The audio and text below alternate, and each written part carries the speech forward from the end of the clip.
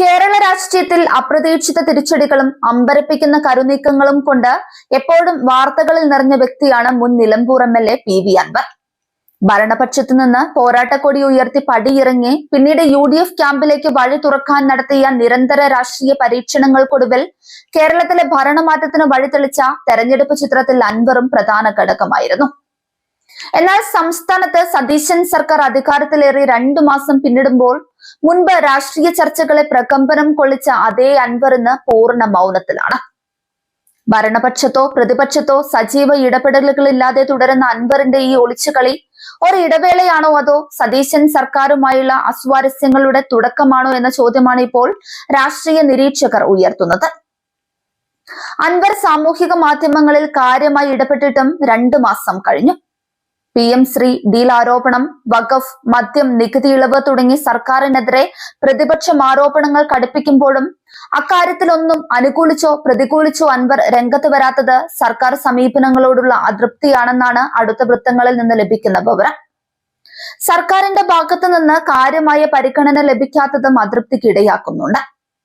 Business ആവശ്യാർത്ഥം വിദേശത്തുള്ള അൻവർ അടുത്ത ദിവസം നാട്ടിലെത്തിയ ശേഷം നിലപാട് വ്യക്തമാക്കുമെന്നാണ് അറിയുന്നത്. UDFുമായി ചേർന്ന് പോകുമെങ്കിലും ബദൽ രാഷ്ട്രീയ നീക്കവുമായി തുടരാനാണ് അൻവറിന്റെ പ്ലാൻ എന്നാണ് സൂചന. ട്വിസ്റ്റുകൾ നിറഞ്ഞതായിരുന്നു അൻവറിന്റെ രാഷ്ട്രീയ ജീവിതം. ഇടതു രാഷ്ട്രീയത്തിൽ നിറഞ്ഞു നിന്ന് പ്രതിപക്ഷത്തിനെതിരെ ആഞ്ഞടിച്ചുകൊണ്ടിരിക്കെയാണ് ഏവരെയും അത്ഭുതപ്പെടുത്തിയ അൻവർ ഭരണപക്ഷത്തിനെതിരെ തിരിഞ്ഞത്. ആദ്യം മലപ്പുറത്തെ പോലീസ് ഉദ്യോഗസ്ഥർക്കെതിരെ തുടങ്ങിയ പടയൊരുക്കം മുഖ്യമന്ത്രിയുടെ ഓഫീസിലേക്കും CPMലേക്കും പിണറായി വിജയനിലേക്കും എത്തി. ഇതോടെ കാര്യങ്ങൾ മാറി മറഞ്ഞു. വിവാദങ്ങൾ അൻവറിന്റെ രാജിയിലേക്കും ഇടതുബന്ധം ഉപേക്ഷിക്കുന്നതിലേക്കും എത്തി. മുന്നണി വിട്ട ശേഷം അൻവർ UDFിലെത്താൻ നീക്കങ്ങൾ നടത്തി. ആരോപണങ്ങൾ UDF ഏറ്റെടുത്തു. അൻവറിനെ പുറത്തു നിർത്തി. DMKയിൽ പ്രവേശനം നേടി രാഷ്ട്രീയ കളം മാറ്റിപ്പിടിക്കാനും നീക്കം നടത്തി. CPM നേതാക്കൾ DMK പ്രവേശനം തടഞ്ഞു.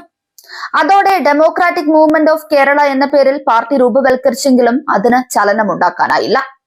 ഇതോടെ മമതാ ബാനർജിയുടെ തൃണമൂൽ കോൺഗ്രസിൽ ചേർന്ന് ഇന്ത്യ സഖ്യം വഴി UDFിൽ കയറിക്കൂടാനുള്ള നീക്കവും നടത്തി. പിന്നാലെ നിലമ്പൂർ ഉപതെരഞ്ഞെടുപ്പ് വന്നു. UDF പ്രവേശനമെന്ന ആഗ്രഹം കോൺഗ്രസ് മുഖവിലക്കെടുത്തില്ല. ലീഗിന്റെ സമ്മർദ്ദം കൂടി വന്നതോടെ അസോസിയേറ്റ് അംഗമാക്കാമെന്ന തീരുമാനമെടുത്തെങ്കിലും അന്നത്തെ UDF ചെയർമാൻ VD സതീശൻ അത് പ്രഖ്യാപിച്ചില്ല. നിലമ്പൂർ ഉപതെരഞ്ഞെടുപ്പ് കാലത്ത് അനാവശ്യ വിലപേശലും അവകാശവാദങ്ങളും അനുവദിക്കില്ലെന്ന് UDF തറപ്പിച്ചു പറഞ്ഞതോടെ അൻവർ രാഷ്ട്രീയമായി പെരുവഴിയിലായി.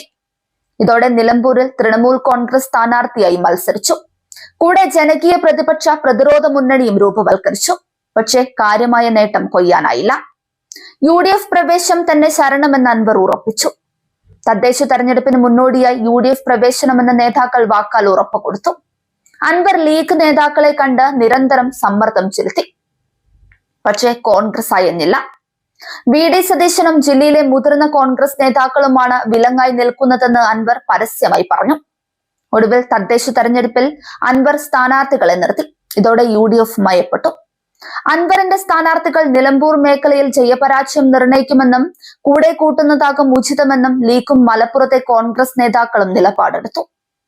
തെരഞ്ഞെടുപ്പിന് ശേഷം UDF വിപുലീകരിക്കുമ്പോൾ പരിഗണിക്കാമെന്ന് ഉറപ്പ് കൊടുത്തതോടെ അൻവറും ഭയപ്പെട്ടു. സ്ഥാനാർത്ഥികളെ മരവിപ്പിച്ച് UDFനോട് ഐക്യപ്പെട്ടു. അങ്ങനെ അൻവർ UDFിൽ അസോസിയേറ്റ് അംഗമായി. കൂടെ ബേപ്പൂർ സീറ്റും തരപ്പെടുത്തി. UDF തരംഗത്തിലും ബേപ്പൂർ അൻവറെ കൈയൊഴിഞ്ഞു.